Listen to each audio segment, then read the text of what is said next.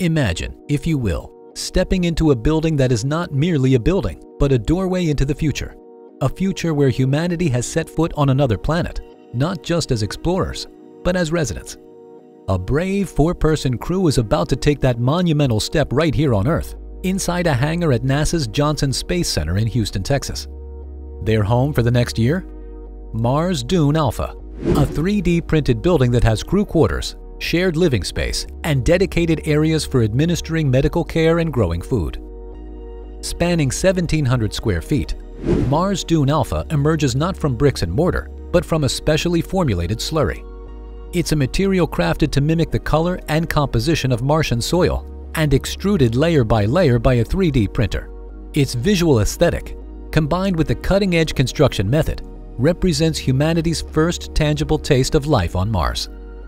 At the forefront of this audacious experiment is the Moon to Mars Planetary Autonomous Construction Technology (MPACT) team. Their mission?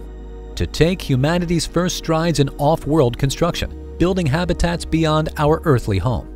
Mars Dune Alpha serves as a groundbreaking prototype, the first beacon on a path that could lead us to unprecedented feats of human achievement. We now stand at the crossroads of history. Will we truly become a spacefaring civilization? Is our science fiction about to become scientific fact? And how might this audacious experiment revolutionize construction practices, not only for future space colonies, but also back on Earth? Join us as we dive deeper to unravel these exciting possibilities.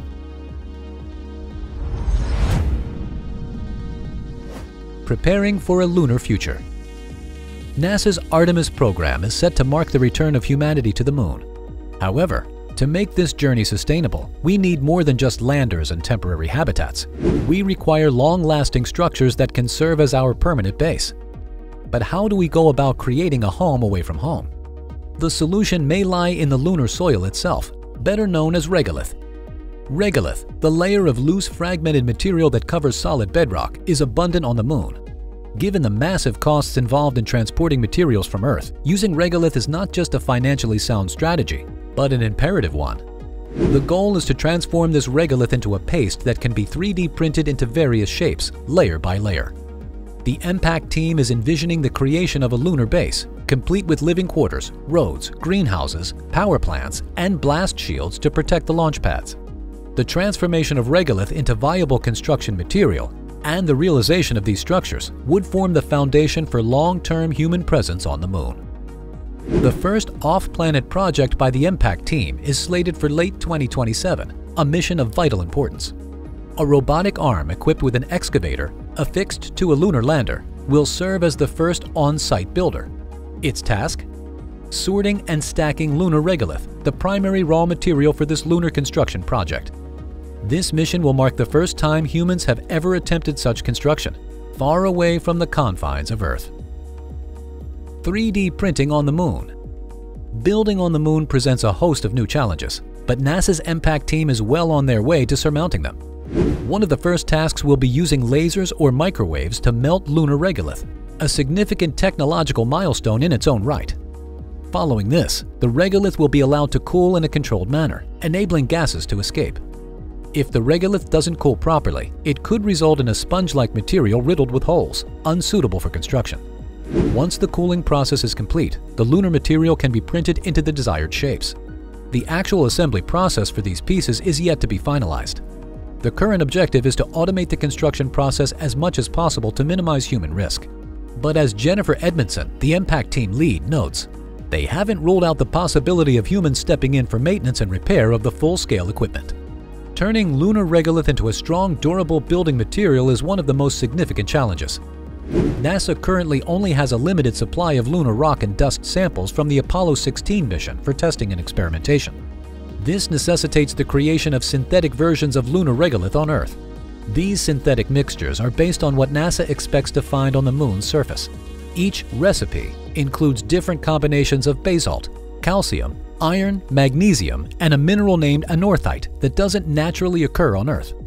Edmondson has about a dozen such combinations in her office and suspects that the synthetic anorthite developed in collaboration with the Colorado School of Mines is representative of the lunar crust. Overcoming the challenges of lunar construction.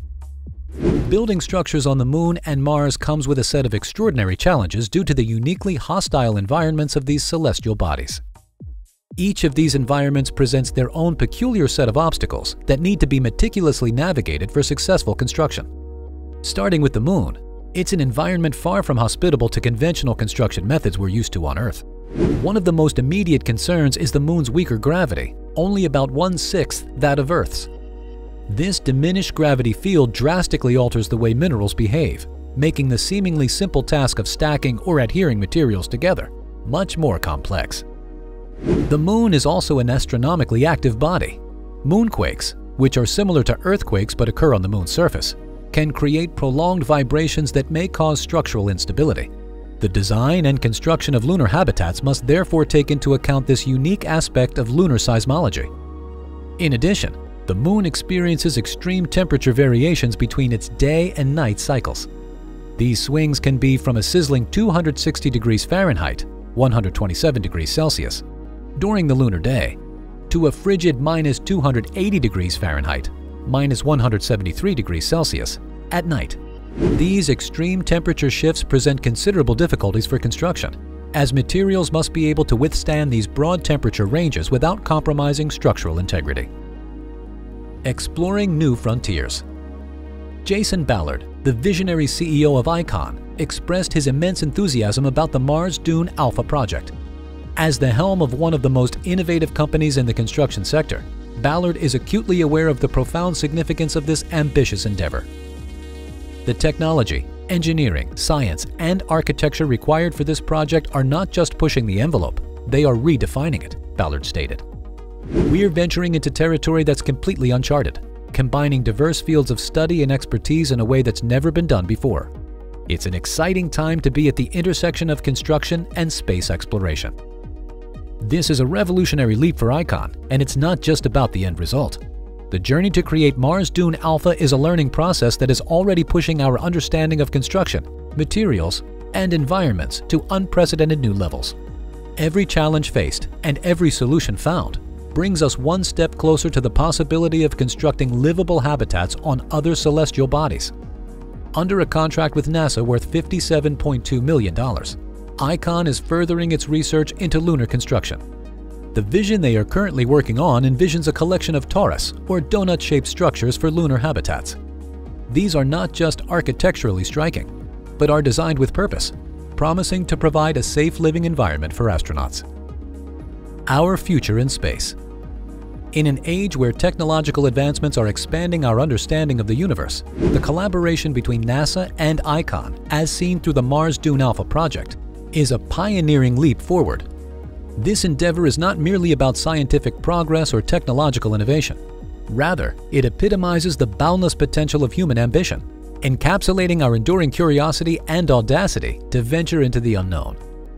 Our journey towards sustainable off-world living is just beginning, and the upcoming year will be particularly telling as we eagerly await the insights gleaned from the team residing in Mars Dune Alpha. Their experiences, challenges, and triumphs could serve as a blueprint for future human habitations beyond Earth. Every small step we take, every structure we build, carries with it the hope of mankind, one day forming bustling colonies on far-off celestial bodies. The future we are sculpting is one of expansive cosmic towns, interconnected through the common thread of human spirit. So what are your thoughts on this cosmic initiative? Can the principles of earthly construction adapt to withstand the challenges of alien terrains? Will our species extend its footprint to thriving communities on Mars or even the Moon? Let's continue this conversation in the comment section below. We're excited to hear your thoughts. If you've enjoyed this journey through the realm of interplanetary architecture, be sure to give us a thumbs up and subscribe to Space Infinity so you won't miss our next deep dive into the fascinating world of space exploration and technology. Until our next cosmic journey, stay curious, stay adventurous, and as always, keep reaching for the stars.